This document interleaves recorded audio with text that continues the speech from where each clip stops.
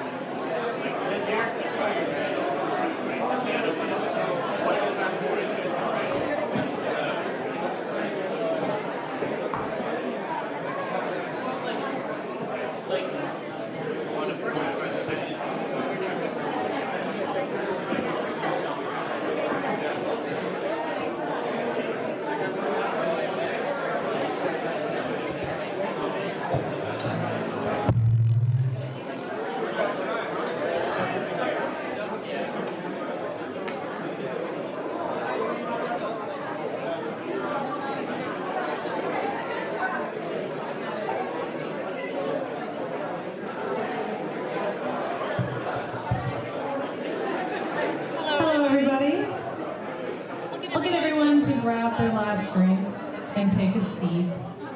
If you don't mind, we'll get started. How's the food? Good? Silence comes up? Perfect.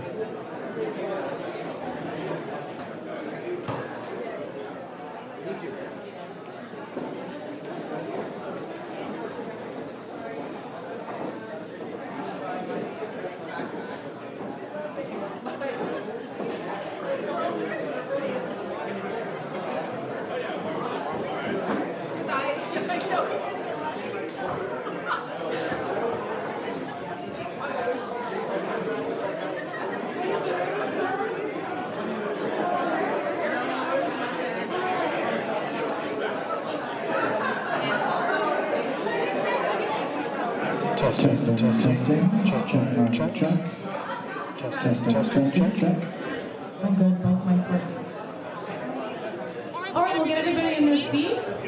And welcome back to Startup Grind. Oh my gosh. So I was talking to Chad earlier about this, and we realized that the last Startup Grind event that we had in 2019, we had Brett Wilson as the headliner. And the first Startup Grind we had back after the pandemic, we had Brett Wilson as headliner. So it's a nice little bookend, I think. So who here in the audience has been to an event before? Nice. We got a lot of first timers. That's great. Who in the audience is a founder themselves? Who's an entrepreneur? Good. Who supports entrepreneurs? Robert over there. He's my business partner. So it's been 2 years since we've hosted an event, and we're extremely grateful and delighted to be back and hosting amazing speakers for you all. The entrepreneurial community, as you all know, in Calgary is one of the best in the world. When Chad originally called Startup Grind and said, I want to start a chapter in Calgary, the question they asked was, is Calgary even entrepreneurial? And he laughed and said, let me prove it to you. And now, we are one of the top chapters in the world. So Startup Grind is a global community. Calgary is top 5 in the world for attendance, for community, for revenue. So give yourselves a round of applause. That's because of you. So my name is Tara McLaughlin. I am the co-founder of a visual identity and web design development firm called Paper Crane. My business partners in the audience, my team's in the audience. I told them they had to dance, and they told me to F off. That's why I love my team. Because we specialize in leveling up companies, so if you're going after your Series A or Series B funding, we will level up your visual identity, your web design and development. So that's something that we do. And I'm very proud to be a founder here in Calgary with all of you other lovely folks. Unfortunately for you hockey fans in the crowd, Chris Versteeg had to cancel. But if you really want to see him, please come to our next event. And he will be there to speak as long as Chad can convince him to do so. And we will have, but in his place, we have an amazing FI graduate, Alan, who's here in the audience with us tonight. So he's going to have a great story for you folks. So for those you new faces in the crowd and don't know about Startup Grind, we are a global organization of local chapters, like I said. We showcase successful business people in candid fireside chats.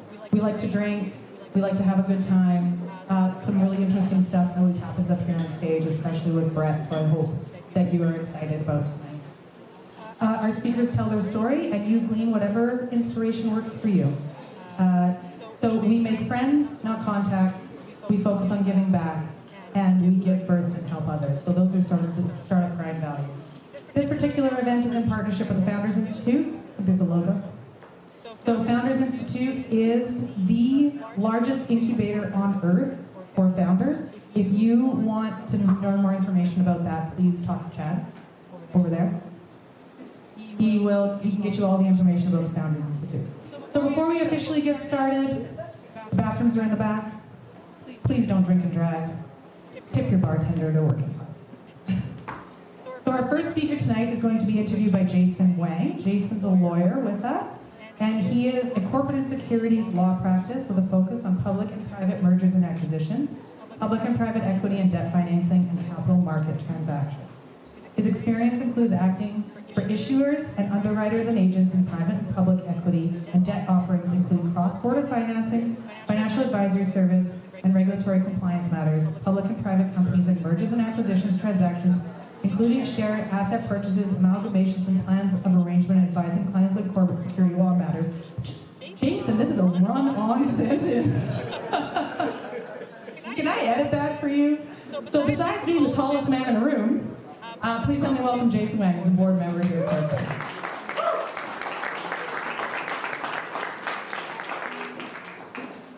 So he will be interviewing Ida of Quibbit, and she's out here in the front in her lovely skirt. Ida's a recent graduate of the Founder Institute with her company Quibbit. As a co-founder and CEO of Quibbit, she's building a world-class mobile automotive app connecting customers and providers. She's a world citizen, a project management specialist, as well as an investor. Ida has been immersed in startup culture for as long as she can remember. Some of her recent accolades include being a finalist on Her Story in 2022 and ranked in top 100 Scotiabank's Total Mom Pitch 22. She's also fluent in Finnish and English and has a basic understanding of Swedish, German, and Spanish. Please help me welcome Ida.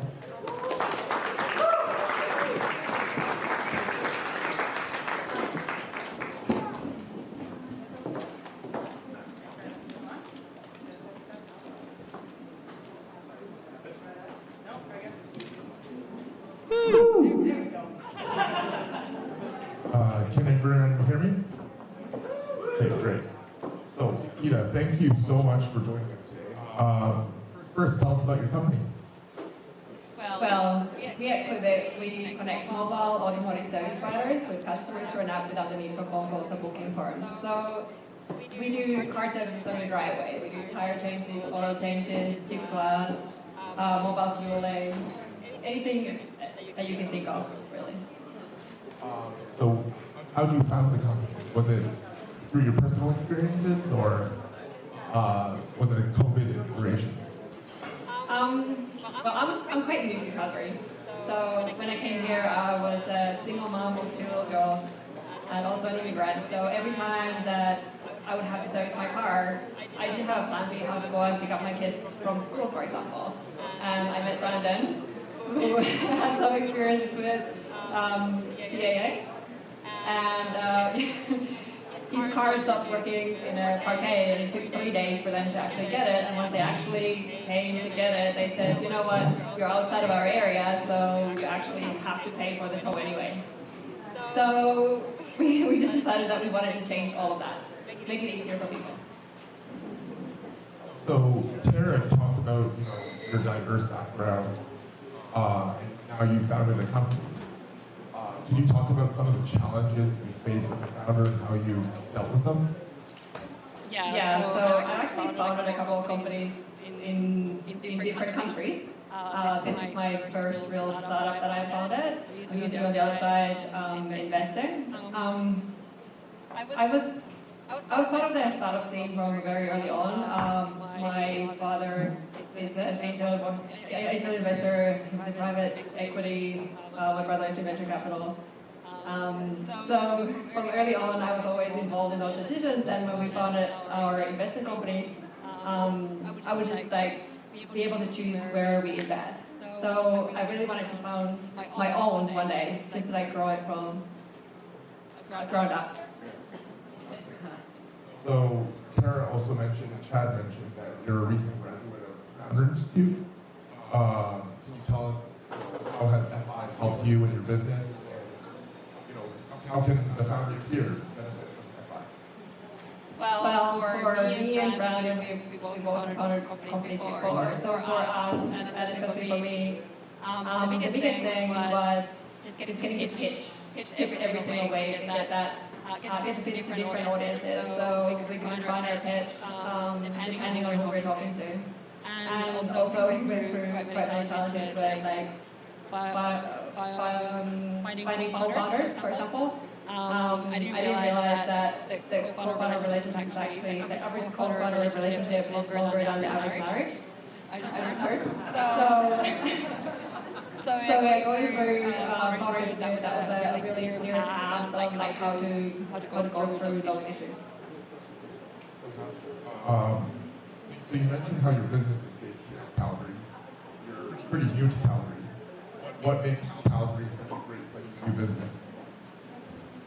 Yeah, so I am getting very pro-COVID and stuff, but honestly what I found is that the entrepreneurs here like to support each other, and I really like that. I haven't seen that anywhere else. But yeah, I'm very excited for what's to come as well, now that COVID is over, I guess.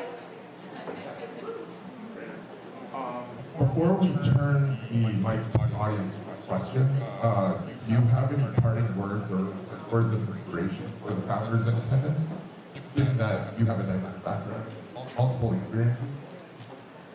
I would say just go for it. Just take a risk and just go for it. But also, I know that it's still warm outside and it feels like summer, but the tire changing season is coming up. So just download that app and get those tire changed on the driveway. Awesome. Do we have any questions from the audience for Rita? Let's see if I have a mic, if you guys don't want to yell. Or you can just tell me and I'll yell.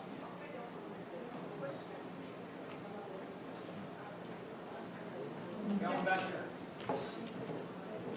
See if that works. No, you might see it. Hello? Give it one more. Keep trying. Hello? Okay, so he's going to yell. Try it. Yeah, what do you find was like one of the biggest challenges you had in starting up your business? Which one of them? The latest one. So this is the only tech company that I founded. So I think that was the biggest challenge, getting that app out there. We went through the iteration until we actually got it out. And finding that tech talent, for sure.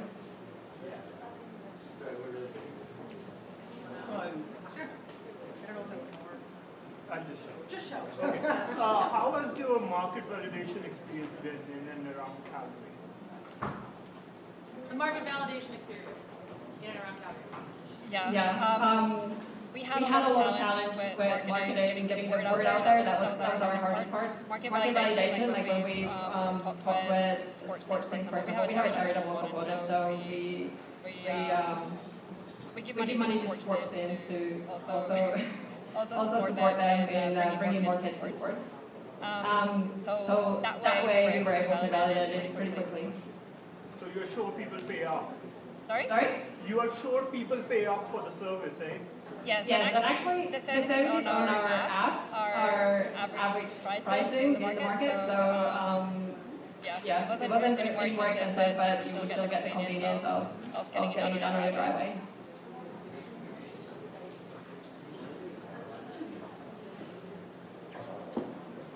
Please yell. Hi, thank you for being here.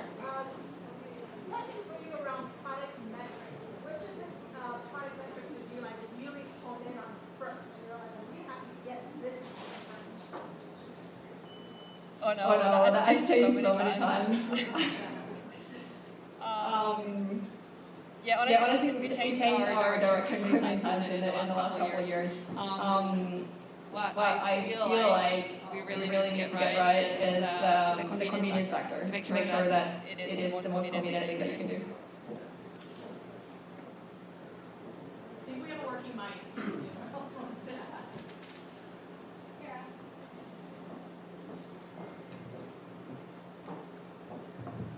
Could you talk about balancing being a mom with being an entrepreneur and some of the tricks of trade? Of course you can ask that. Honestly, I feel like I'm able to balance it better just because I'm an entrepreneur. It gives me a lot of flexibility. I work long hours, but I can still go and pick up my kids from school. They need me there, and that's why I love being an entrepreneur. We have one more question. Anyone in the audience?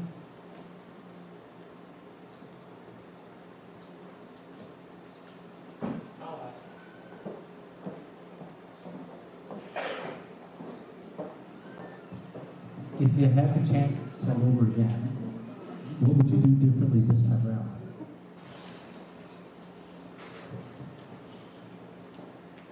I have two things that I would do differently. I would really make sure that all those contracts done with any contractors or anybody are made right the first time. And also really try and figure out like who's the best co-founder for you. I'm not talking about your band, but when you bring new people in, you have to make sure that they have the same values or things might get slower. Co-founder, not us. Exactly. Thank you so much. I think the audience learned a lot from your experiences and this conversation. I'll introduce the next two individuals. So I'm going to introduce Kelby Price. She's a fellow board member.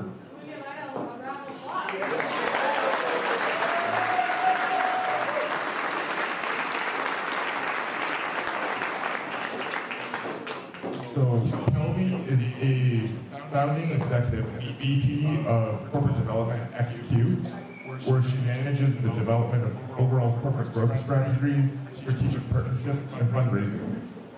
XQ is a cybersecurity company that enables self-protecting data so companies can manage their data even when outside of the traditional control.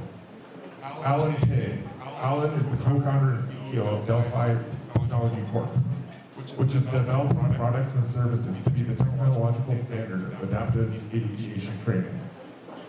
Alan has many career highlights, including working as a senior executive at a major China national multi-corporation.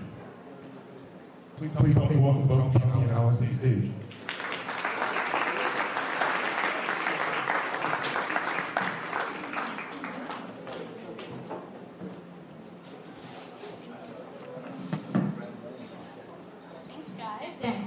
Thank you guys and welcome back. It's been a while. We're really excited to have everyone joining us today. I was having a conversation earlier this evening about what makes Calgary unique and how we can all support the technology and entrepreneurial ventures that are happening in this thriving city. And one thing that we talked about is how within Calgary, multiple different companies really can strategically grow together. It's more about collaboration than competition. And that's something that we're seeing day in and day out in the city. So thank you all for joining tonight because this is what it's all about. Creating a community where we can collaborate. And apologize, our microphone's having a bit of issues. Creating a community where we can collaborate and really create change and diversify our economy. So thank you so much for everyone coming out tonight. So, joining me this evening is Alan Tay, founder and CEO of Delphi Technologies. Alan, would you be able to share with the community a little bit more about Delphi? Yeah, for sure. Delphi is actually a remote 3D adaptive training system that enables, we just need a browser and 2 megabits per second of connection. Right now, we are aiming to bring it out to the northern communities or to the remote communities as well. So this summer, we have went through about 2,400 or actually 20 communities of the north. Wow, that's amazing. So you do remote training. You don't need a lot of connectivity in order to provide this training. What are some of the industries that have really, eaten up your technology and used it? There's many testing that we can do. Right now, we are trying to bring some uniqueness and using STEM. So we are introducing space, aerospace, and aviation. These are most of those STEM modules that's normally outreach for the northern communities. That's what we're trying to do here. Amazing. I know that you guys recently did a big project with a number of native reserves up north, and you're really diversifying access to education for various industries, including aerospace and space. So very exciting. Could you share a little bit with the audience today about your investment in, who's been investing in Delphi and how you got it up and running? bootstrap the company and where you guys are at today? So right now, there's only two investors, or two investment companies. It's myself and the co-founder and a couple of family and friends. Because we have been in aviation and aerospace here for the past 10 years. And right now, we invested about $500,000 into the company. But over the summer, we've been pitching a lot across Western Canada. And even so, we have pitched through the Valhalla networks, I think about 8 of them, virtually and locally. And right now, we have got and also a coalition, so the largest, they call it the Tech Olympic, and we also pitched down there. We have got some success, and we just recently closed a couple of them. So we are halfway through our 650, and we only left like pocket change of about 250, and we are planning for our next round right now with some of the VCs and talking with some of the public companies to keep our options open. Thanks, Alan. So one of the challenges that Canadian Calgary-based tech companies often face is the difference in valuations that Canadian VCs or investors have versus American VCs and investors. Sorry, I'm having microphone issues. But I'd love for you to provide a little insight as to what you've seen in the market today in terms of that multiple versus, Canadian investors versus American. Really, with a aerospace company or a tech company focused on aerospace, you don't think Calgary traditionally is an area that's really growing in that space. So how have you been able to diversify what investors you're reaching out to and really proving the valuation that you're going for? Well, first of all, I think there's some investors in this room. So I'm just saying some of the facts that I have met with. Okay, first, Calgary is actually an aerospace hub. Just in case you do not know, we have Vikings here that makes a heritage of Canadian aircraft, and we also have WestJet and Lynx over here.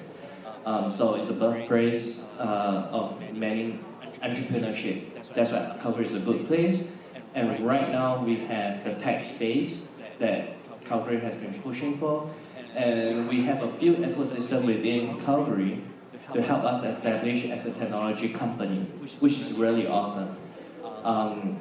Regarding the questions about evaluations, there has been a big change in the evaluations of the company, the valuation of the companies from how the investors see it pre-tanking time. That means in about Q1 of this quarter when we started to plan for it, versus until now when we are actually in it and trying to close it, there has been a big difference, I would say. Canadians investors are not so much about instrument is called SAFE, okay? So it's a simple agreement for future equity, but they are more on convertible notes and actual price round. They want to see it. And the valuation is not based on what traction you have right now today. And for us, we are a bit lucky because we have some support from the industry. So we have about 5 to 6 MOUs and LOIs with the industry here. So our valuations change not so much because we are able to prove the tractions.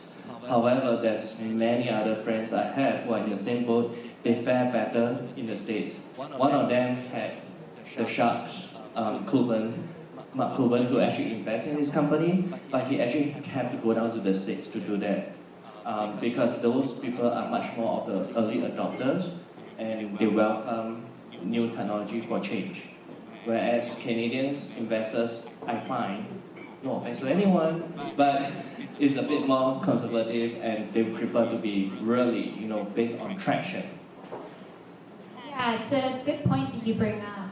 There's definitely multiple different structures that you can look at when you're raising capital.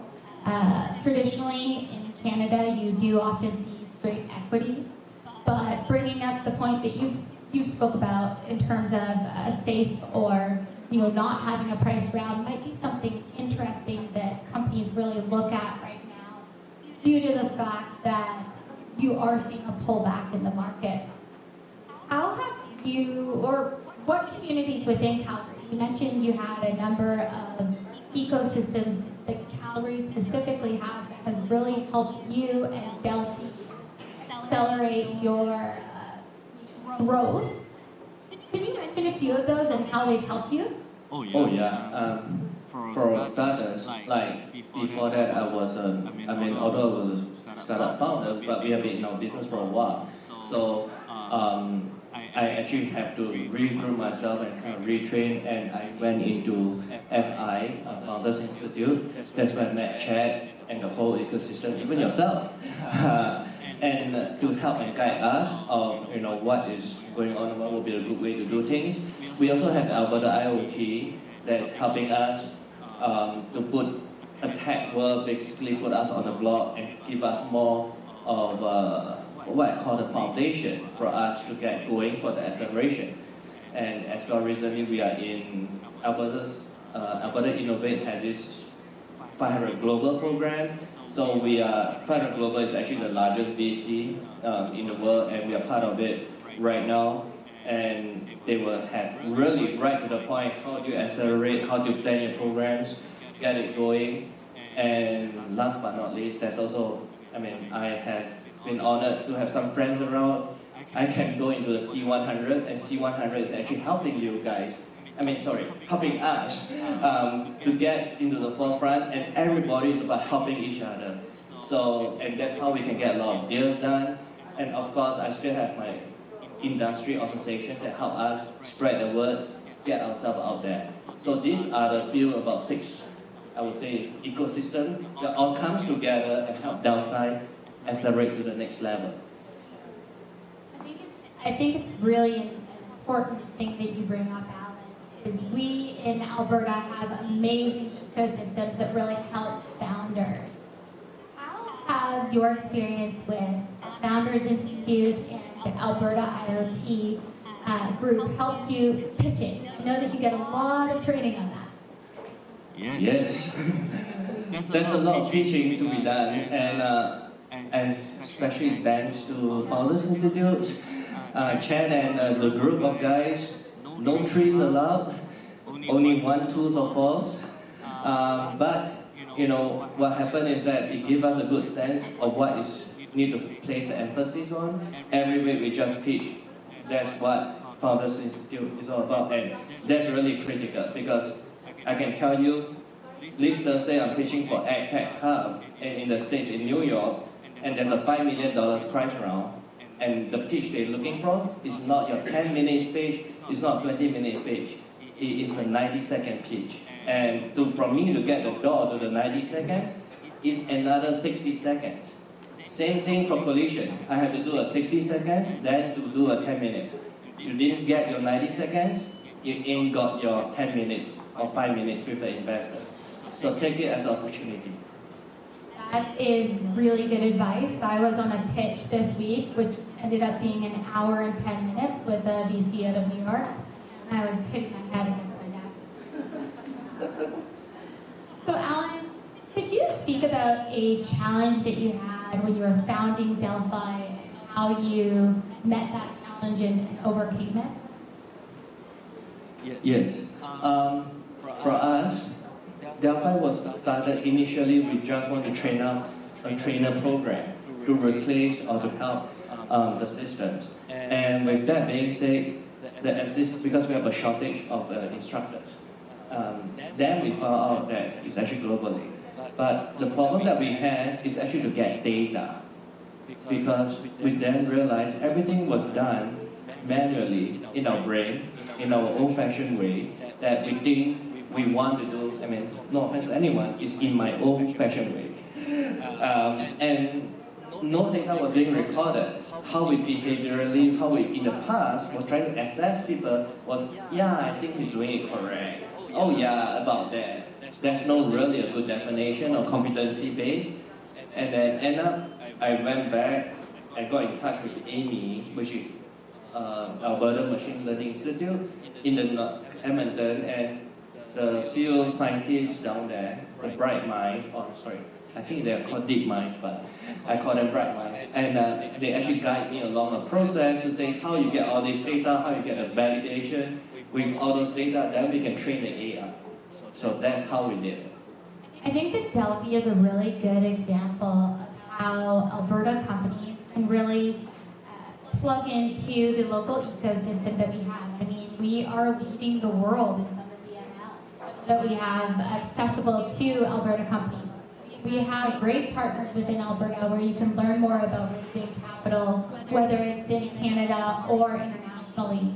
And one thing that you did in that example is you took a challenge and made it an opportunity. Because as I'm aware through helping you on your journey, one of the things that is really interesting from a venture capital perspective with Delphi is the data that you are collecting and the ML that you've developed. And that really came out of a challenge. So what a great example about how different companies can really plug into the local ecosystem to really grow their own company as well. Yeah, that's right. I think every time there's a problem, it's actually a chance for us to innovate and be better at it. So I think that is why entrepreneurs like us exist. So Alan, you are just closing your seed funding for around $650,000. It looks like you just need a couple $100,000 more. Anyone in the audience who wants to get into the aerospace industry, definitely reach out to Alan. Is there anything that the local Calgary ecosystem can do to help Delphi continue to grow and create more jobs in Alberta? Well, I would say is we would we are not just in aerospace and aviation because we are using that as a starting point, the test base to prove it out. We need the local systems to help us prove it out, the tech in advanced manufacturing, in health science, because these are the few main places, or even in other major corporates, whereby you have challenges training the new hires. That's where we can help. We can help each other to solve problems. So that's what we are looking for. You're democratizing access to education. Well said. So we just have a couple of minutes left this evening, now that my microphone is working again. Does anyone have any questions in the audience? I see one right in front of me. Tara? I don't have my, someone's going to yell. I can yell it for you. It's a two-part question. Going into northern communities and the First Nation communities. Number one, delivering and the impact. And what are your major pain points going into those areas? Major pain points, number one is infrastructures for some of those. What's the infrastructure? Like connectivities. Lack of? Lack of connectivities, thank you. But recently, lucky for us, right now Starlink, we are able to have receptions over there and can set it up. So we did some testing with that as well.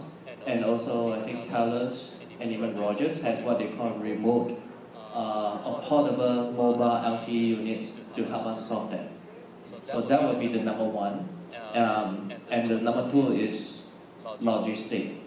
Getting your equipment out there. For us, lucky, we just need a laptop with a working browser. And if you need a VR goggles, we just bring it with us. So for us, it's minimum in that sense, once the infrastructure is up. I have one question. So, would you be open to collaborating? I'm sorry. Would you be open to collaborating with an organization that can help you to deliver that connectivity, the capability to connect to a network, to deliver your services? Yes, we are always open to collaborations, and that's why we are here, and that's why Delphi can accelerate. It's not because we are here for ourselves, we are here to work with the ecosystem that's already built up. Excellent. Thank you. More. Anyone else?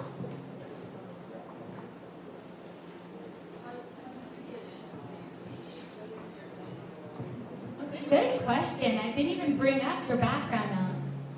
Well, that was about, put it this way, about 25 years ago. I am from Singapore, and we had to do mandatory services, and I joined the Air Force because I have a fascination with technology. And when you are in the Air Force, and I came over here, I decided to stay in the aviation and aerospace because Air Force always seems to have, other than being an astronaut, which I had to spend 10 years training, I may as well just spend 1 year training and just fly the aircraft around. So that's what I like. Through my experience at XQ, my co-founders also come from the intelligence community. Through working with Alan, I've really understood that any veterans, it's like a brotherhood, and your company has actually benefited a lot from accessing the various communities, including veterans. Yes, that's right. Because myself and the co-founders, we are all, you can call us veterans, or we are ex-military, and so we have friends in nice places that can actually help us, and because we see the problems. I guess the short story is that, when you're an entrepreneur, it's best to capitalize on all of the relationships that you've developed throughout your life, right? And I think that you're a great example of having done so. Yeah, that's why I like Startup Brain, because first thing you do is make friends. And thank you so much, Alan. As I mentioned, Alan is doing capital raise, so if you guys are interested, please reach out to him. And if you're interested in cybersecurity, I can always help as well. And then we tell the announcement, right? Of course, I always mess up there. So, speaking of further developing a community within Calgary, we're going to have a 15-minute break. We really encourage you guys to speak with someone that you haven't connected with thus far and develop some relationships that can help spur some new innovative companies in Calgary. Thanks so much.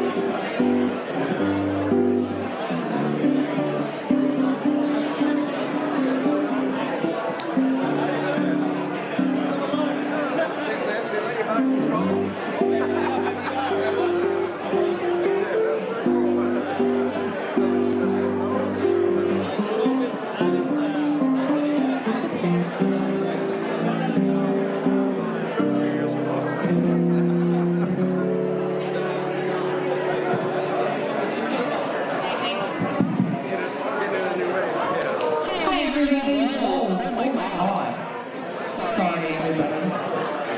Oh my God. Can I get everyone to please take their seats?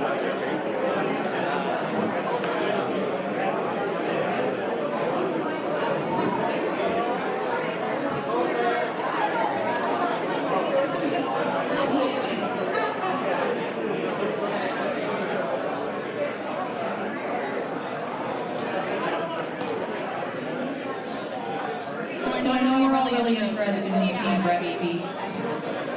And he has a small window, so I'm going to get everyone to sit down. And we have a little teeny presentation prior to him coming in.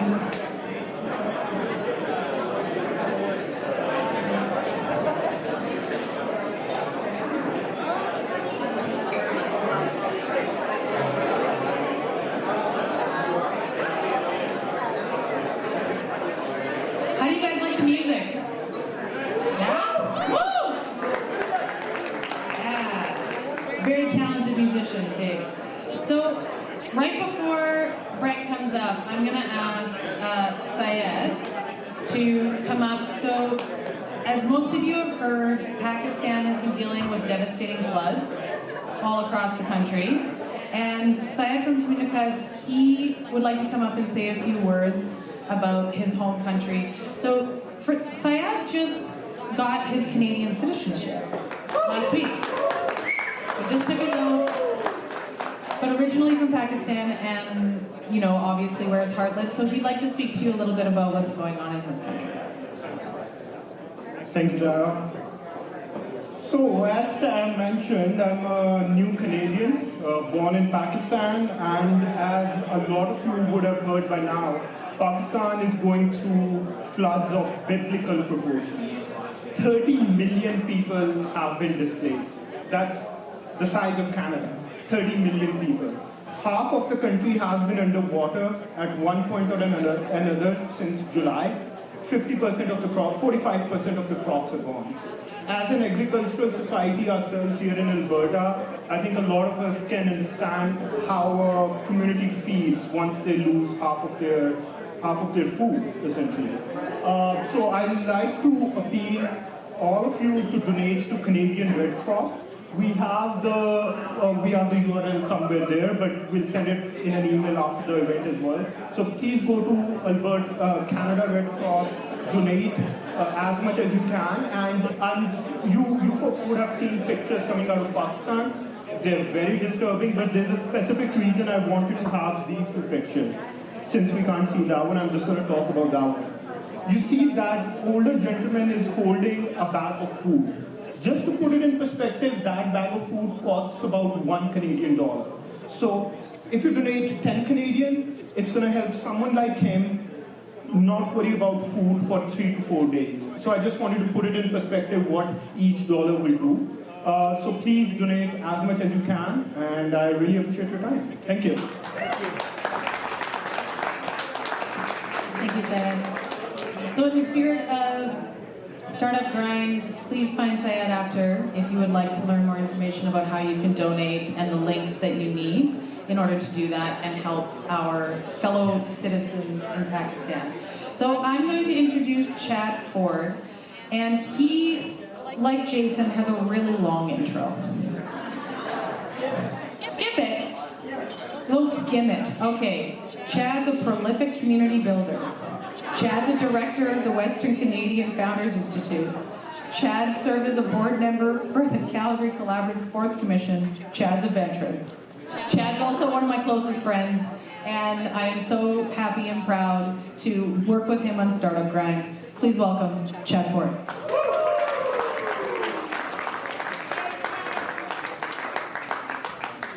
So Chad is going to be speaking with our headliner, and like I said to most of you at the beginning, Brett, he closed our 2019 season right before the pandemic. He's opening our 2022 season right after the pandemic, which I think is a nice little bookend. And unlike Chad, Brett has a much smaller intro because he's humble. So Brett is known as a Dragon Emeritus from the 3 seasons of CBC's hit reality TV show Dragon's Den. He has built extensive holdings in the power generation, hydrocarbon production, real estate development, cannabis, agriculture, sports, and entertainment industries. His business and philanthropic leadership have brought him considerable recognition, including the Order of Canada in 2011, the Saskatchewan Order of Emeritus in 2012. Brett continues to simplify and organize his life to focus on what's most important, his family, his friends, and his health. His semi-autobiography, Refining Success, Still Making Mistakes, is an all-time best-selling business book in Canada. And I'm going to add, he's also from my town, North Battleford, Saskatchewan. Brett Wilson, everybody.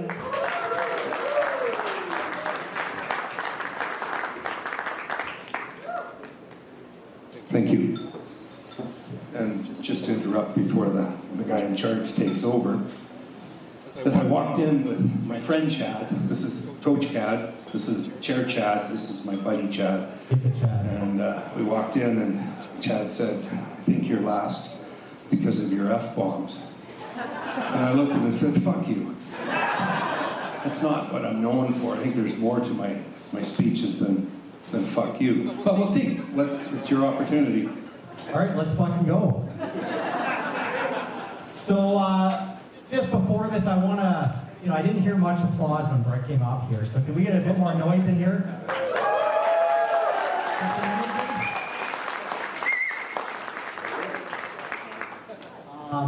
Brett, want to thank you, ran into you, Stampede. You've been a huge support of entrepreneurs everywhere, and you said, Chad, I'm going to sit a little closer to you. That's a guy thing. And you said, Chad, we got to get this going, start a grind again. We'd be happy to help out. Thank you so much. What have you been up to the last couple of years? Well, there's two stories. One, like everyone, scrambling to make men's meat during COVID. And the other story is the reality of the challenges. And I may as well, this is the sort of group I'd rather be candid with. As I went into COVID, I was in a 2-year relationship, someone I greatly admired and respected and loved for good reason. And when I say she got needy, we all got needy. During COVID, we all faced challenges. We all faced walls that were or doors that were being turned into walls. We all did. And unfortunately, at that time, I went through depression. And I ended up going to an online tool called the Hamilton Score. And I'll speak to that in a moment again. But the Hamilton Score was sort of the pivotal moment for me in terms of understanding where I was in my life at that time. I had gained a lot of weight with some drugs I was on during cancer treatment, the hormone-blocking drugs, so my weight was up. Intellectually and emotionally, I was struggling. We ended our relationship, as I said, the girl and I, we were seeing each other and still have a wonderful friendship. But we let that slide, and then the Hamilton Score came along, and I scored a 24. What does the 24 mean? Well, let me tell you that 26 to 30 is severe depression. So I was at a point in my life where I had to recognize that I had some work to do. I went back to an old psychologist, and we say old, an old relationship, not an old person. And we talked a bit about where I was at and what I needed. And he wanted to talk. And I ended up spending some time with a couple of medical doctors that I was very close to, and we ended up choosing some drugs to work with relative to the chemical imbalances that I was facing. And within 6 or 8 weeks of going Hamilton 24, I was Hamilton 12. And at Hamilton 12, I was relaxed, I was comfortable, I felt like I was in control. Now, where was I relaxed? Why was I relaxed? Why was I comfortable? Well, I'm a lender. So I had a sense that no one that had ever taken money from me was going to get it back. I'm a borrower. I didn't know how to make my payments, so I'm kind of screwed on both sides of that one. I'm a landlord. Tenants don't want to pay me. I'm a tenant. I don't feel like paying my landlord. Like, I was fucked on every side of every equation I was in. And really, it was challenging. But I will quite proudly tell you that the team I work with, we sort of knuckled down and spent a lot of time collaboratively, in terms of my group, looking at what we could do better. Unfortunately, the federal government, the provincial government, the city, all came up with programs, and we started to be very creative in the application of those programs. reasonably aggressive, looking at how can we fit our businesses into the models that have been struck in terms of rent subsidies, in terms of employment subsidies. We were looking at a lot of different things. So I can tell you that the first 3 to 6 months of COVID was some of the most challenging space I've ever lived in terms of how to fit into the world that we were dealing with. And with the benefit of hindsight, I would argue that provincially we were nothing short of brilliant because our province outshone virtually every other province in Canada in its adaptation of COVID challenges. Our city screwed up, setting standards, setting protocols that with the benefit of hindsight were excessive. And then don't get me going with the word Trudeau. So we'll just skip that completely. I mean, always said no effort. Yeah. F can. Arrive can. I mean, just on and on and on. But we did, again, with the benefit of hindsight, I can very comfortably defend the positions that Jason Kenney took on a lot of different platforms. So I'll just conclude that COVID was a roller coaster for me. I love hanging on tight with roller coasters. This roller coaster got very tiresome. Well, first off, thanks, Brett, for sharing that. You know, I think as entrepreneurs, it can be a pretty lonely journey, and mental health is one of the biggest challenges for entrepreneurs. You know, you give that example, and I think of like, the customer doesn't care, your shareholders kind of care, your friends and family don't understand. So when you think about mental illness, what were some of the, maybe you change certain things from your day, you get certain routines, things to help you get out of that? Or what were some of the tricks you found? You're onto sort of the core challenge, is just how do we adapt? And first of all, as anyone who knows me well, and there's a handful, Richard and I have known each other since the second day of university. So I always say I attended the University of Saskatchewan to leave people wondering if I graduated, but I attended with Richard at the University of Saskatchewan. But where I'm going with all of that is to say the challenges that we faced just kept building and multiplying, and being able to adapt to the challenges is probably the most important thing that I did in rolling that roller coaster. And I joked about it a moment ago, saying that roller coasters can be a lot of fun as long as you can hang on. And I got tired of hanging on. There's no question. And I think the big picture for a lot of us is just recognizing that a collaboration. And again, I've lived in the entrepreneurial world a long time, and I got to tell you, I'm particularly proud of the fact that I can list some of the key business partners, key business leaders in this country as my business partners, whether it's a Murray Edwards or a Rick Grafton or a Jim Davidson or a John Brusa or a Chad McCormick or on and on and on. But I love the fact that I'm proud, particularly proud of my relationships. Often the entrepreneurial spirit is about being that one-off, that entrepreneur doing their own thing. No, our group really dug in as a group, and that goes back to how did we adapt? Well, the staff that I work with, I have a lawyer, an accountant, and we have one of each and two of everything, it seems, because we work collaboratively. And that's a really important message in my world in terms of how I approach almost everything I do. Kelowna, I've got 5 or 6 partners. Southern Saskatchewan farmland, I've got 26 farmers who farm with me collaboratively. We know what we're doing collectively as a team. I'm pretty proud of the partnerships that I've developed as an entrepreneur. On a tactical level, what does that collaborative workspace look like? Oh, fuck. Sorry, did that go out loud? Yeah. Well, no, it's a fascinating challenge when you're looking at how do you bring people together to work in a collaborative way. And I can tell you, when I started with my key partners, which was Edwards, Grafton, and Davidson, in terms of running First Energy, we'd have a partners meeting every Wednesday at 3 p.m. It took almost an hour to agree on what time of day it was, let alone get into the agenda of what we were going to talk about. And I make fun of that to a certain extent, but that was because what made us stronger was that we didn't agree. If we suffered from groupthink, where we all immediately said, yep, that's what we want to do, let's do it. No, it took us a while to agree.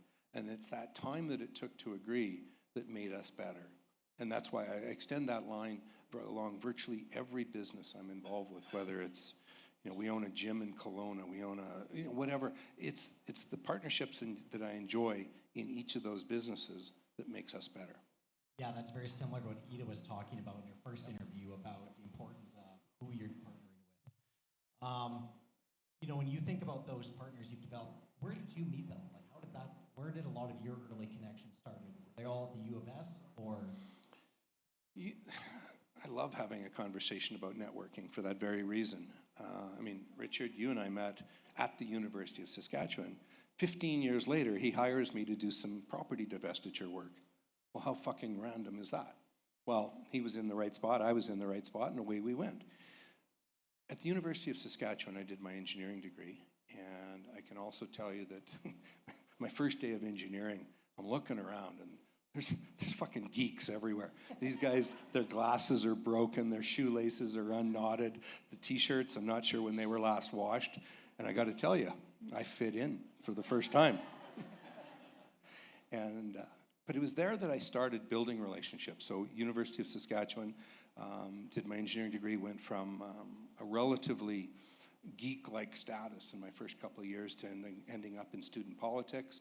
And through student politics, my first night on campus as a student politician, so third year of university, I'm sitting right across, right opposite ends of a big room about this size, and there's a guy named Murray Edwards representing the College of Commerce, and I was representing the College of Engineering. That was the first night. The second night, we sat side by side, and we've been business partners for 40 years. So building early stage relationships, you just don't know where you're going to create these opportunities. So I finished engineering. Again, I was president of the Student Society. I was elected to the Senate. I had a bunch of different elected positions. But for me, those were about making connections and creating opportunities. At the University of Calgary, I did my MBA. I ended up being the president of the MBA Society and connecting. And when I'm in downtown Calgary, at the peak of my business career, half my engineering classmates were in downtown Calgary. 75% of my MBA classmates were in downtown Calgary. And if someone was to challenge me and say, well, you did a U of C, University of Calgary MBA, not a Harvard, not a Wharton, not a University of Chicago MBA, I'd say, so? I still understand the math, and my network is 10 times yours. And that was really what a lot of people underestimated the value. Certainly I did. I didn't build networks for the sake of building networks. I built networks because I enjoy mingling. I enjoy working with people. I enjoy doing those things. With the benefit of hindsight, I can tell you hundreds of times I've been asked by younger people where they should go to school. And I often say, where do you want to be when you're done school? I kind of go, what do you mean? Well, tie that to who you go to school with, because that's going to impact the ultimate outcome. You talk about a lot of the connections you made. When you're thinking about business, did you go to networking events like this when you came to Calgary? What were you pretty just zeroed in on work right away? Well, as a young engineer doing my business degree or my MBA, that was my networking program. But it was my subconscious networking program, just getting to know and mingle and spend time with people. And certainly when we started, the most valuable class I ever took by far, remember, I'm an engineer with an MBA. Most valuable class I ever took was called Consumer and Buyer Behavior. It was an early stage class that I took in the MBA program. Consumer and buyer behavior, understanding why milk is pointed this way on the third floor, the third level of a shelf, and just post-purchase dissonance, and why people make purchase decisions, why they regret them, why they reinforce them to the positive. And it was through my passion for marketing, and again, I'm an engineer by training, so I wasn't afraid of the math, wasn't afraid of the accounting, wasn't afraid of the finance, but it was my passion for my networking, my passion for, call it marketing, that set me aside with my partners as we did things. We were the first investment bank in Canada, and no one can prove me wrong, I know this. We were the first investment bank to use charity as our marketing budget.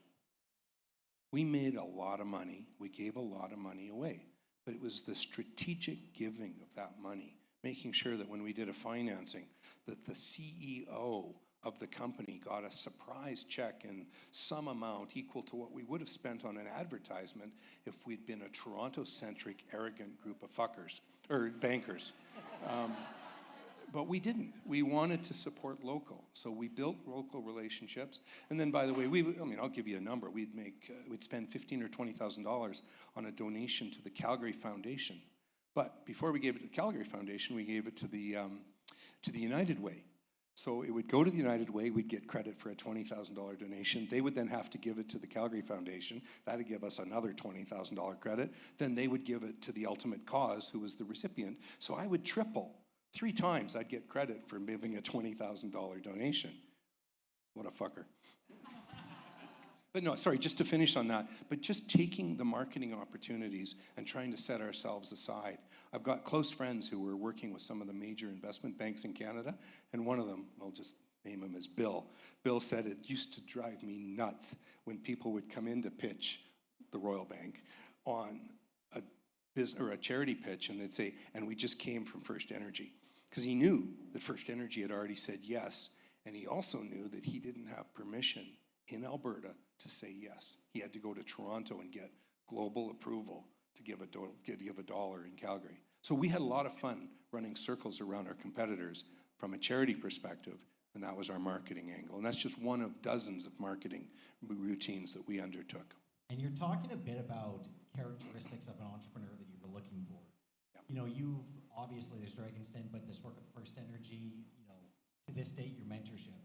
What are some of the traits you look for in entrepreneurs that, you know, you see potential in? It's kind of fun sometimes when we talk about the importance of arrogance. But I'll often say that arrogance is about confidence. Arrogance is about being comfortable in who you are and what you're doing and where you're going and where you're going as a result. And so I've more than once I've had people say, I wouldn't hire him, he's arrogant. No, I want him on the team. We'll manage his arrogance in a positive, forthcoming way, but we're not worried about that. So there's a little bit of confidence that you want to see in terms of the person and the approach. The other thing in the world of entrepreneurship that's often overlooked is the value of understanding the market that you're competing in. Often people will say, well, I'm the only one that does this. Well, 8 billion people on the planet Earth, I'm guessing there's 2 of you. I'm guessing there's 2, with all due respect. So the question is, how do you compete with the unknown? Not how do you compete with yourself, it's how do you compete with the unknown? Because there will be competitors playing in the space that you're in, whether you like it or not. And so we can just keep building on that. Often, especially on Dragon's Den, there was a lot of conversations about people having, that if they only, the market was $10 million for black leashes for red-colored dogs, whatever. And the question was, how are you going to compete in that space? Well, it's 10 million. All we need is half of 1%. Yeah, but maybe the cost of chasing that half of 1% of the market is $50 million, and you're hoping for 10 million of revenue. So it's a matter of thinking through fully where you sit, where you stand, where you'll fit ultimately in the space that you're chasing. So it gets more complicated for sure with time, but I'm not afraid to say you have to be able to compete at every level. I think about some of the pitches on Dragon's Den that can be infamous for how they didn't work out. Mm-hmm. When, as an entrepreneur, so much of it's adversity and having to work through it.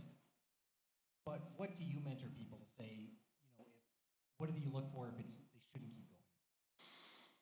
Wow.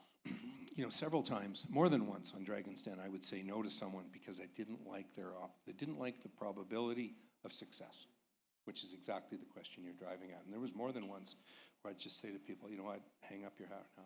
I'm just not there. I don't see this working.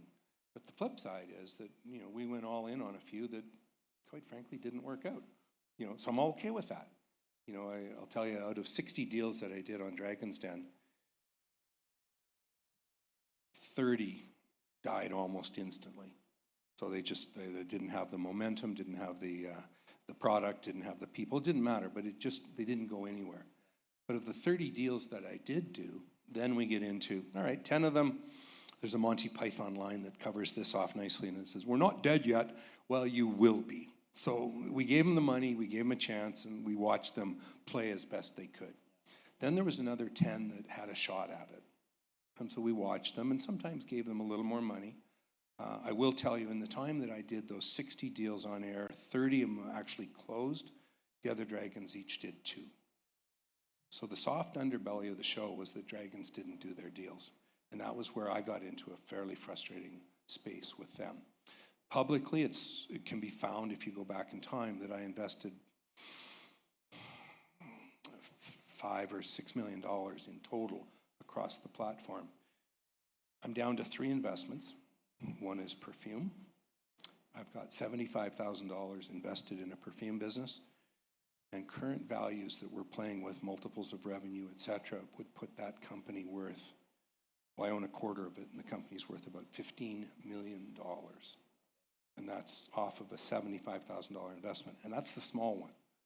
Then we've got the shipping containers, which evolved to modular, and these guys will do 25 to 30 million bottom or top line this year, up from 5 when I met them.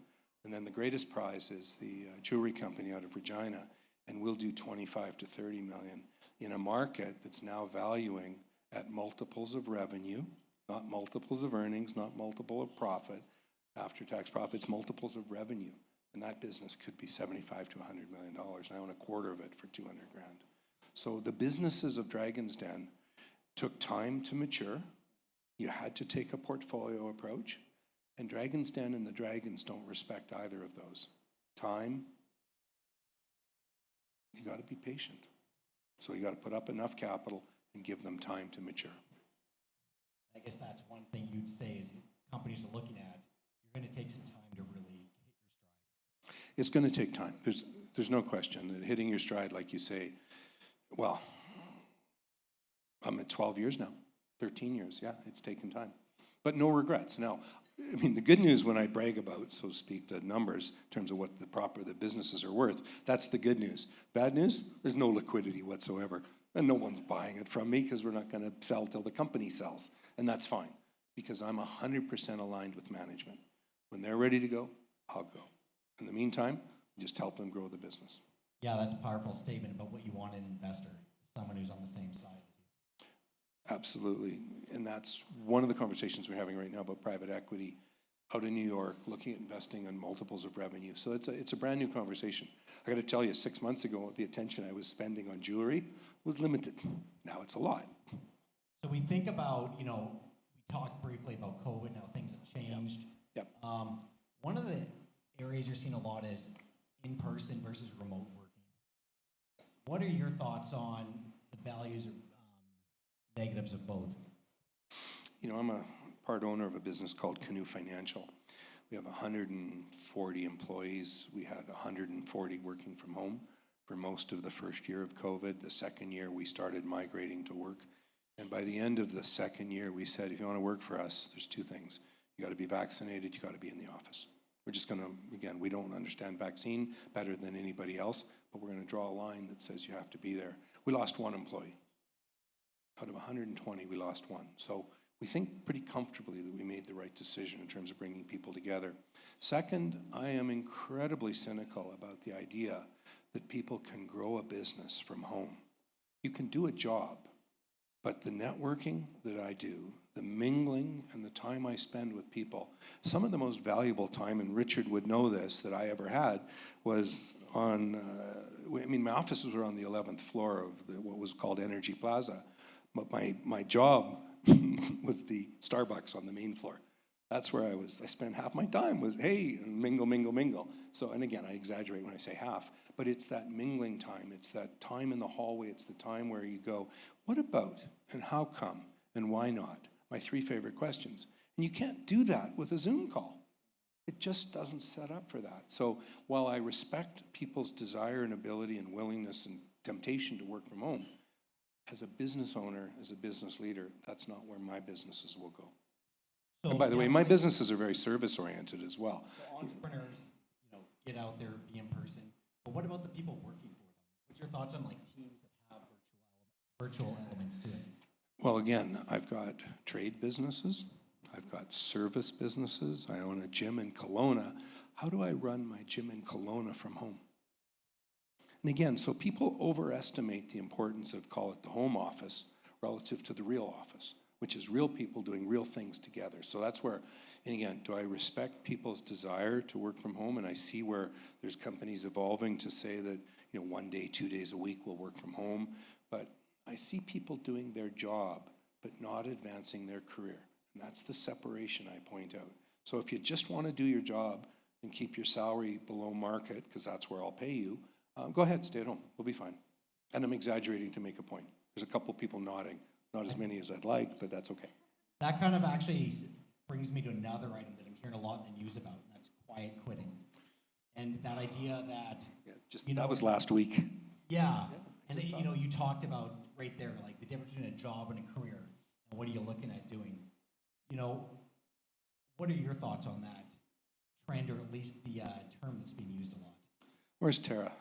What's the next question? Okay. Oh, he's allowed that? Okay, fine. The challenge, again, it goes back to trying to respect the rights and interests of individuals in terms of that quiet quitting. But I struggle. I struggle with it. And again, as an entrepreneur, hiring and engaging and bringing people together, I'm going to struggle with allowing people to so-called work from home for the rest of their lives. It's just not going to happen. I just don't see it. Can businesses do it? Can some functional? I mean, we know that there's people who run, what the hell are they called? Call centers. And you don't know if there's 30 people, 50 people, 500 people working in India or Bangladesh running a call center, doing a great job doing what they do. But that's not the people I'm talking about. I'm talking about people who are doing real, live, active engagement with my favorite 3 questions. What about how come and why not? You're not going to do that from home. Yeah. Yeah. Whoa. Hello? Yeah, no, I agree. I mean, I always think of it sounds like a pretty asinine idea that you're going to do the absolute minimum and you expect to progress in your career. That's absolute minimum. When I think of absolute minimum, that is below what you want to have working for you. Well, and I acknowledge that people might want that or might choose that, make that their choice in terms of how they want to advance their careers. I just think that my team's going to beat them. That's what the city of Calgary is for. By the way, pet peeve. When the new mayor comes in, and this is, again, you can cheer or boo, but when the new mayor comes in and says, climate emergency, she loses the entire country. Had she stepped up and said climate opportunity, just shift those words from emergency to opportunity. I use charity as my opportunity to engage community. If she'd used climate in Calgary, of all places, as the place to show leadership in carbon capture storage, leadership in all the models, leadership in expanding the platform of Canadian energy on a global basis, that's a climate opportunity, not a climate emergency. And that's why, the reason I'm building on that is that very point that you bring up, which is people saying, I'm just going to sit at home and do my thing. Well, that's a climate opportunity that's being lost. Fair enough. You have businesses all around the world. You've been traveling a lot. What do you see the future of Calgary business right now? Like, what would you say to an entrepreneur who wants to start a business in Calgary? Is it the same city that you saw before? Or, what do you see as different over your career now? Well, for sure it's changed. So when I got involved with the energy industry in the late 80s, early 90s, I got involved with the business of rationalization. And at one time, there'd be 30 or 40 companies that owned an interest in an oil well. 30 or 40. In the early days, Canadian Natural is one of them, but the real leader in this was a guy named Guy Turcotte with a company called Shavco. And Shavco said, enough of the bullshit. We're not having partners. We're going to drill wells all by ourselves. And people were going, whoa, they're going to drill a well all by themselves. Can you imagine the risks they're taking? Well, they'd have a successful well, they'd make a killing, and people go, oh, maybe we should have done that too. So anyway, the evolution of the energy industry was truly in the 90s, and I happened to be in the hot spot of that evolution with the businesses of Wilson Mackey and First Energy and all the things that we did, which was consolidating and enhancing the businesses that we were involved with. So that is a very different world than we're in today, where the bulk of activity is 1 or 2 or 3 partners in a well. Never 30 or 40. Those days are long since gone. That was part of Richard's job, part of my job was to clean up that mess. Now, what's different? I love talking to people about the fact that let's say 30% of Calgary sits empty right now. Well, 90% of downtown Calgary is owned by Toronto. So what? Like, what do we care? I care about the 70% that's full. The part that's empty, too bad, so sad. And I've got several best friends who are in the energy or in the real estate industry out of Toronto, and they kind of go, "You really don't care?" And I said, "No.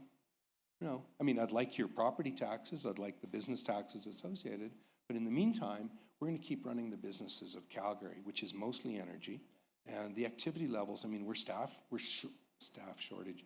We are tight for staff on many levels relative to the energy businesses that I'm involved with. So no, I'm pretty proud of Calgary and the evolution. It was brought up earlier, and I'm sorry, I'm just not as in tune as I'd like to be.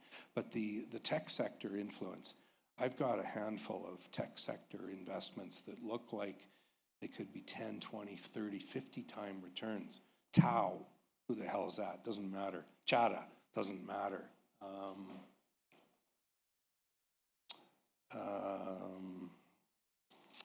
Zayzun, the hell is that? Well, stand by.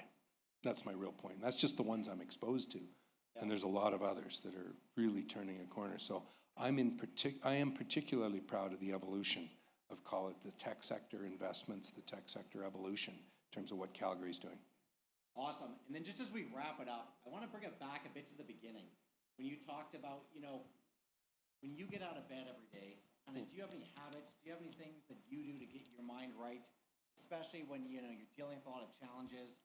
You want to put one foot on the ground at a time. What are the kind of tricks you have? Well, the last 6 weeks have been pretty challenging because I had to do bladder cancer biopsy. I've gotten diagnosed with my 5th round of prostate cancer, and I have nerve pain in my leg that prevents me from walking up and down stairs. So I'm a little distracted right now. But having said that, my focus in my business world is trying to limit the number of smaller investments that I'm involved with and grow the larger ones, which is real estate. I'm involved with a hockey team down in Nashville, Tennessee, actively involved with a bunch of different energy sector investments. And my largest use of time is building power plants in central Alberta up in Grand Cache near 2 hours south of Grand Prairie. And the future of the energy industries, natural gas-fired production, is nothing short of extraordinary. And if I'd relied only on the government's input onto that industry, I would have walked away from it 2 years ago. And we're just absolutely dialed in because we're building reliables. And there's too many people focused on the unreliables. I've made a lot of money in solar and wind. But that's spinning our wheels. The reality is, unless you tell me which days of the week you want power, I'm going to have to find out how to get you power every day of the week. And that's where Germany just discovered it's screwed. Because they forgot about reliability. They forgot about the uniform, having a single source supplier of natural gas to their country. They're screwed. And Calgary and Canada is setting up to step right into their shoes. We're doing what we can because we declared a climate emergency. And with that climate emergency, we're going to shut down any natural gas-fired power plants. We've already shut down coal. I'm fine with that. I understand that logic. But I'm also in the process of permitting a coal mine to send coal to a place called China, C-H-I-N-A. I've seen it as written, but they're still buying China. They're still buying coal, all that we can sell them. They'll take it all. So here we are shutting down our natural gas-fired power plants. Ontario's already given up on them. They're going, ooh, maybe we should have spun our wheels the other way. But we're in the process of shipping coal to China still. Why? Because coal-fired power plants are being added to the platform in North Korea in particular. And then, of course, Russia, China, India, all of them are adding to their coal-fired fleet. Yeah. And so we're shutting down. To what end are we shutting down our oil and gas industry? To suffer the consequences. And Germany is the perfect example of how stupid it can be done. And I'm happy to rant on that and be done. Yeah, certainly hope we don't follow the route that they did. But I guess the one lesson I'm hearing from what you said is focus on the things we have the best potential to make something happen. There's a lot of things to work on, and there's little things that don't pay off big, so focus on the things that pay off big. That's a great summary. Absolutely. So let's open it up for some... Let's There's more? I'm fired up. Let's do some Q&A now. We're going to put it up to the audience for any questions and answers. You, sir, right there. Other one. Yeah. I think No more mic. Go ahead. Why don't you stand up, shout out, and we can repeat the question. Or I'll make up a different question.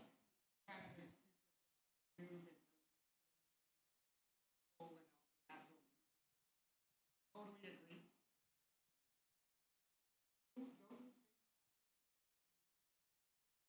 Companies that renewable energy, coal, the mining companies, oil and gas companies, what do you think in terms of how we extract? Don't you think some of our leaders should educate to the different countries? So a quick paraphrase of the question, why did our energy leadership not take a more active role? Again, benefit of hindsight, look at what happened to Germany. Again, they're 10 years ahead of us in screwing up their own economy in terms of their own country. But so Calgary and certainly Alberta and the West should have learned from that. I absolutely agree. And I've been waving that flag for a long time, saying, why are we tolerating this? Well, of course, you're immediately accused. If you watch, anybody watches my Twitter feed, I'm accused of being an absolute moron at the extreme. I had one well that didn't get abandoned on a timely basis. It was shut in. Anyway, all they want to do is attack, attack, attack. And we're now finally getting the opportunity to raise a voice for reality. And again, thank you, Ukraine, for suffering the indignity of the attack that's been put on you.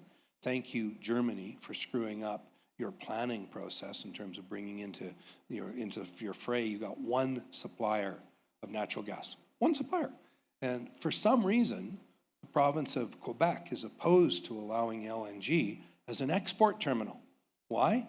There's no logical reason. There's no logical business reason whatsoever. And I can rant this for an hour. So what we've had is a lingering problem of allowing, I continually refer to it as eco-alarmism or eco-terrorism. And I've actually talked about terrorism requires, to some degree, we should be hanging terrorists, the eco-terrorists. Now, people have said you're being very crude and cruel to talk about hanging people. And I said, well, who identifies as an eco-terrorist? Well, nobody.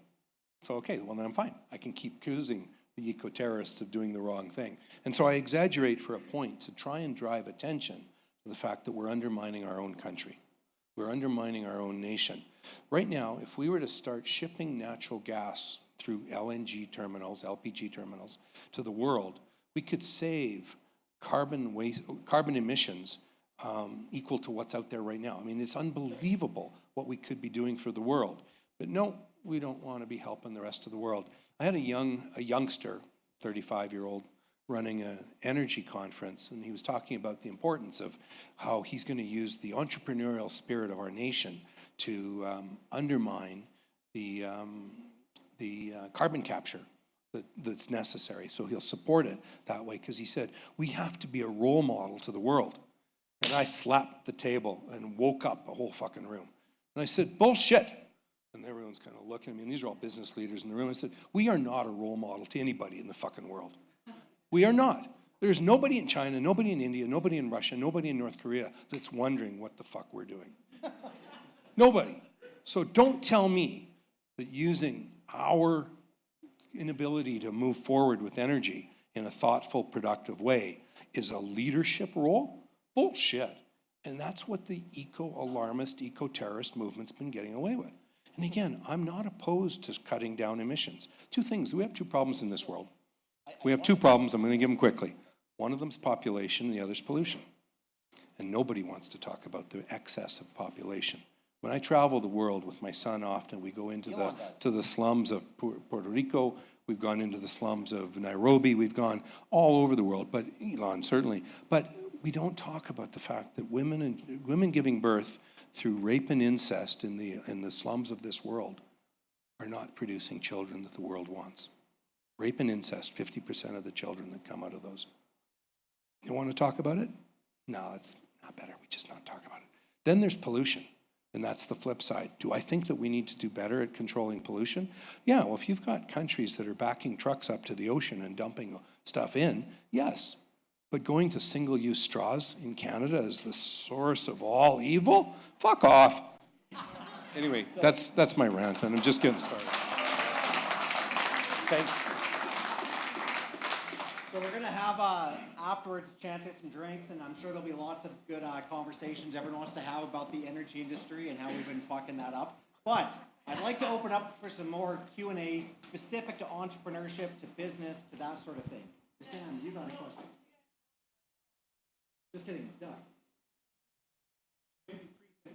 Sure. First of all, Brent, thank you very much.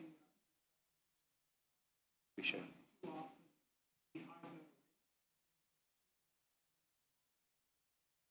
Thank you, Dan. Stephanie,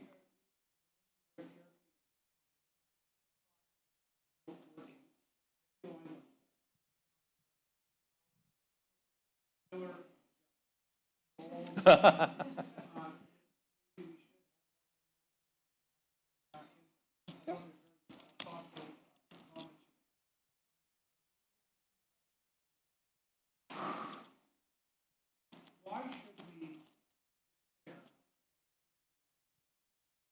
Secondly, why should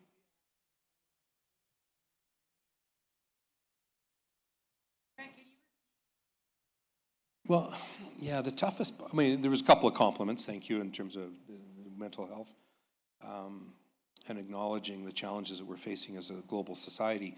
And one of the questions is, where are we at relative to, do we have hope or do we have despair, which is governing? And I'll tell you, I have hope. And again, unfortunately, Ukraine is helping that hope. Unfortunately, Germany is helping that hope. The mess that's coming, and I'm actually quite closely connected to people in the energy industry in Europe, the mess that's coming is absolutely mind-bending. We are on the cusp of a couple of countries having problems. The pressure that's being put on, stop burning, stop charging your electric cars because we need room to, oh yeah, we can't. Well, what are we supposed to do if we don't charge our electric cars? There's a lot of confusion over that, misinformation, and I think that the problems we're going to run into are going to undermine families, going to undermine businesses, going to undermine people, relationships, undermine businesses. I'm scared of what's going to happen, and I'm hoping that the quicker we can respond in a thoughtful, meaningful way, bringing natural gas as a tool for building natural power. I mean, I got to tell you, let me just jump for half a second on that. I'm part of the Alberta Energy System Operators team that's reviewing, it's called the ISO, and my partner and I own a power plant that will be shortly, in a matter of weeks. We will be 3% of the Alberta market. Two guys, a couple of rogue individuals, 3% of the Alberta power market. The federal government came to us only 6 months ago and said, would you be okay, province of Alberta, with using natural gas as an emergency source of fuel in 2035? Emergency source. By 2035, all calculations show that 75 to 80% of the Alberta power grid will be natural gas. So the federal government's looking at us going, you guys are going to be done. Toast. Nothing. And their solution is that we'll help build some power lines to bring power in from, oh shit, BC's running short, Saskatchewan has no extra, Manitoba has nothing extra. So we're going to have to bring power from, oh yeah, the most reliable of all places on earth, which is a place called Quebec, Canada. They're going to bring a power line across, one line. Not that anyone would ever blow up one line. That would never happen, let's be clear on that. So there's no risk there. But that's how we're going to get power to Alberta in 2035. That's what our governments are currently working on and thinking right now. I fundamentally believe in Pierre Poilievre. He said, we're going to stop importing oil in 5 years' time. So pardon me about the entrepreneurial spirit that I'm poking here, because I'm sure Chad, how do you spell entrepreneur again? We've forgotten. What? How do you spell entrepreneur? I have no, it's up to you. Anyway, so I do believe that we will get there. I do believe, because the illogical platform that's being undermined by the federal government and many of, call it the eco-alarmists, the people who won't admit that they've made a mistake, in terms of forecasting how power and electricity and natural gas. I mean, right now, electric vehicles don't pay anything towards road maintenance, nothing. Well, for 100% EVs, who's paying for the roads? Oh, fuck, we forgot. There's another problem. So I'm gonna pick 2 more people to ask questions. But before I give it to anyone, what I'm gonna ask is that it's something very specific about entrepreneurship, not energy related. Not that I don't love talking about the energy, but I want to wrap up with 2 entrepreneur questions. So if that's what you have to ask, Sam, is that what you have to ask? Yeah, no, not energy. Okay. About mental health.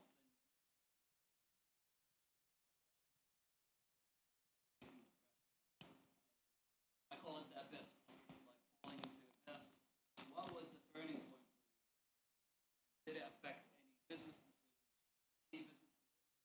Made it better for you, mental health? So the question is, what was sort of the turning point relative to the abyss? And I got to tell you, I love the opportunity to be in front of an audience where I talk about the fact that I have mental health issues. I have bipolar disorder. Fortunately, it's a mild form. I've never been medicated for it, but I'm aware of it, very sensitive to it, so I live it, I breathe it, I understand it. But the comment I often make is, if you want to judge me for having a mental health issue, shame's on you, because I'm not feeling it. And that's owning the space that you're in, being proud of who you are, where you are, and where you might be. So it goes to the core of your question, which is, how do you get past the abyss? How do you step over it? How do you keep moving? In my case, there was a medication that had been given to me relative to my cancer treatments, and they said, this will help you. I was suffering terribly from something called hot flashes, which women are apparently aware of. I had a new appreciation for, fuck, I hate those. But anyway, it was painful and challenging, and the drug they gave me also helped. And my doctor kind of flippantly said, it'll help you with depression and anxiety. And I went, bring it. Bring it all. Let's work with it. So that's the drug I ended up going on. But my real point was, I was willing to acknowledge the problem. And that's where a lot of people, unfortunately, kind of go, well, they're just not right quite there. And so that's my only comment is, don't be afraid to be judged, because anyone who judges you doesn't love you and doesn't understand you. So too bad, so sad. Take on. So I appreciate the question. I really do. Powerful statement. I think you had one more question.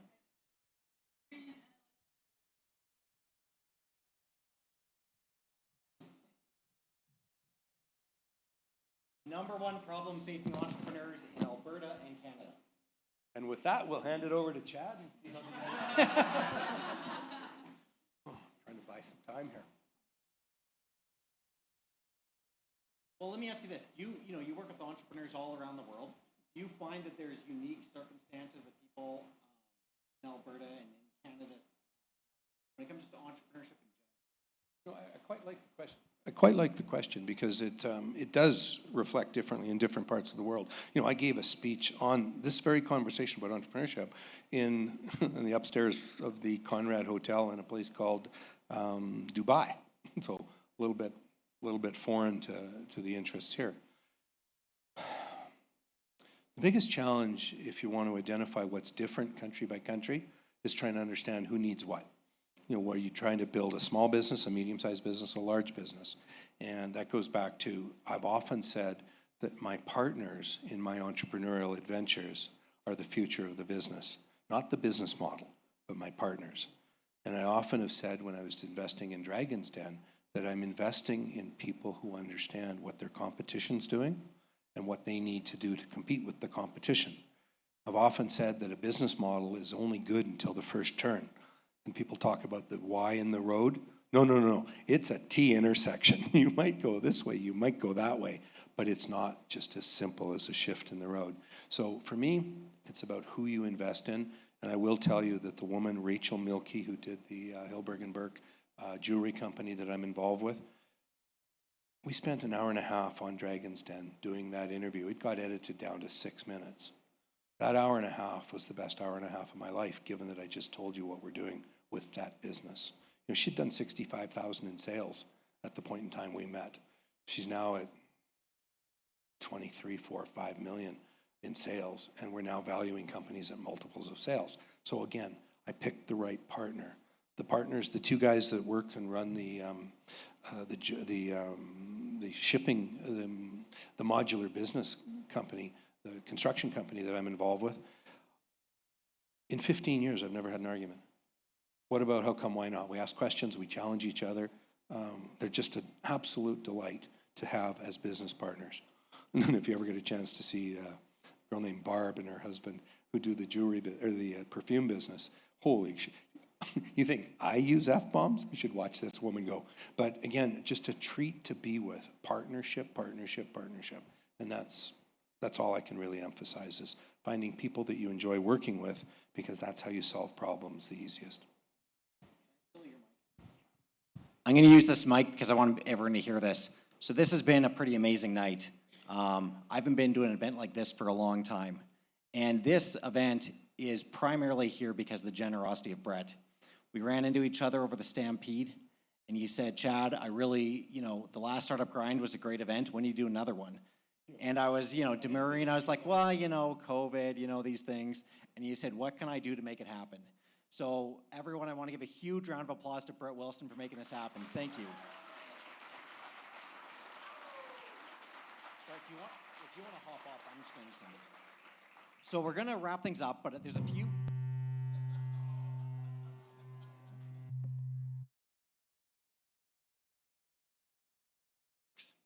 Okay, we're going to wrap things up pretty quick, but I got a few comments before the final closing comments.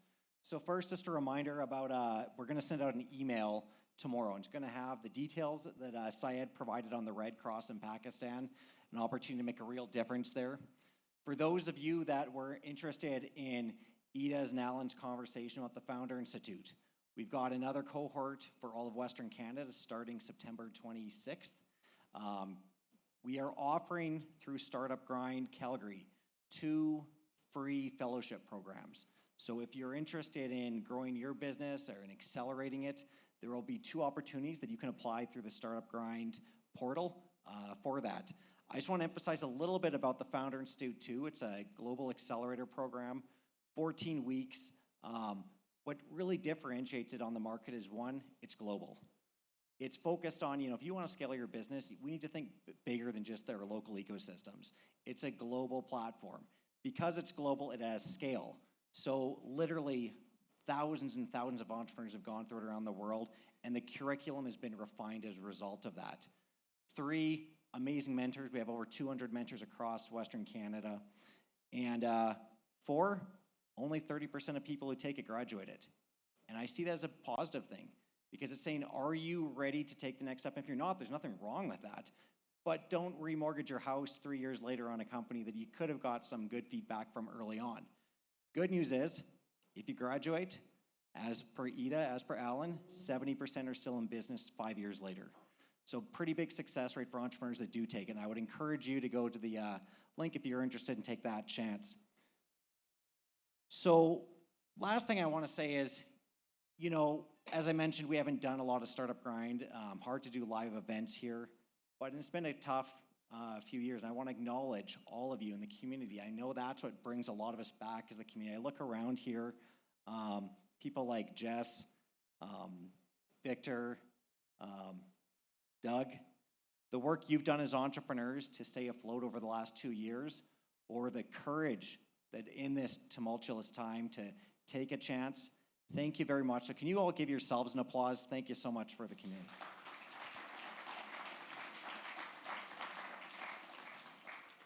I'm going to ask Kelby and Jason to come up here. Is Jason still here, or did he duck out early?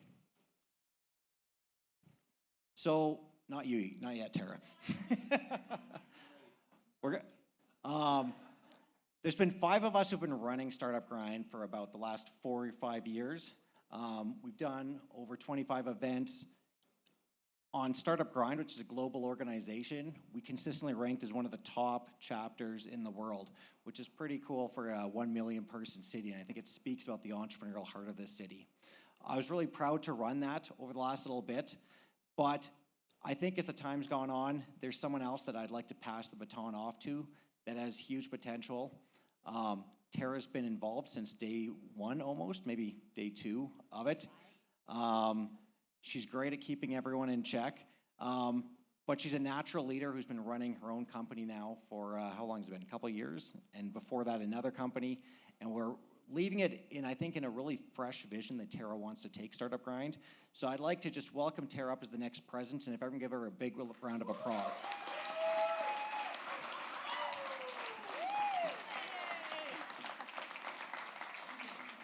All right, over to you, Tara. Oh, Christ. So, thank you, Chad. And I mean, like Chad said, I am eternally grateful to this board and this team to be able to give me the opportunity to do this particular volunteer work. I think that there's a lot to be said for the Calgary entrepreneur community, and I wouldn't be standing here if it wasn't for Chad and Kelby and Jason and supporting all of you folks in the entrepreneur community. So thank you very much for this opportunity. For me, I think that what I'd like to do with Startup Grind going forward is events like this.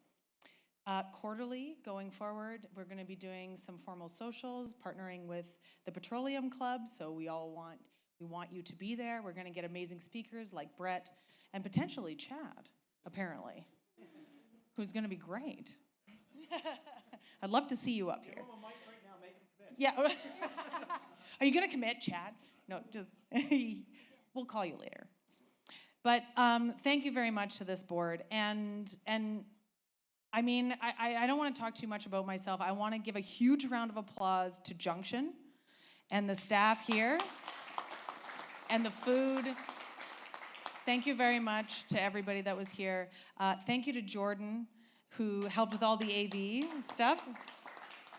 And I mean, I don't know, we had a little bit of problems. The light died, the microphone was kind of shitty, but it's fine because he does amazing work, and so thank you very much for that. Thank you to Dave, who came and played for you guys. Who's a very talented musician. And I'm missing people, aren't I? Amy. Thank you.